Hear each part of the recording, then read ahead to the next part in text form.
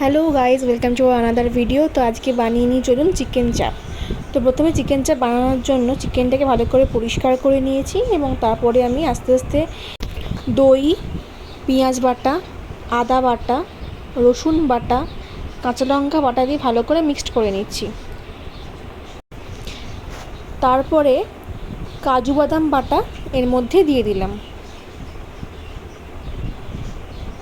তারপরে 2 table spoon চারমগজ বাটাও এর মধ্যে দিয়ে দিচ্ছি।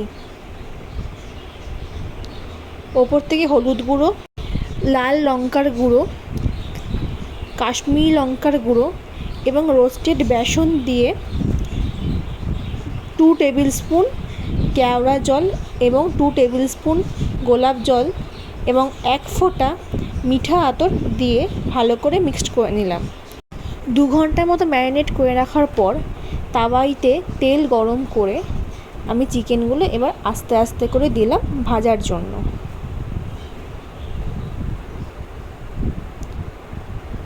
চিকেনটা এপিঠ ওপিঠ ভালোভাবে ভেজে নিতে হবে। অন্যদিকে কড়াইতে আমি তেল এবং ঘি দুই দিয়ে দিচ্ছি। চিকেন থেকে বেরিয়ে আসা বাকি যে গ্রেভিটা ছিল সেটা এখন কড়াইতে দিয়ে ভাজা চিকেনগুলো ওর মধ্যে দিয়ে দিচ্ছি। এরপর নুন দিয়ে ভালো করে ঢেকে দেব প্রায় 10 মিনিটের জন্য। যখন ওপর থেকে তেলটা ছেড়ে আসছে তখন আমি ঢাকনাটাকে তুলে ভালো করে নাড়িয়ে চাড়িয়ে আবার মিনিট 10-এর জন্য রেখে দিলেই কিন্তু আমাদের চিকেন চাপ রেডি। রান্নাটা আপনাদের কেমন লাগলো অবশ্যই কমেন্ট করে জানাবেন। ধন্যবাদ।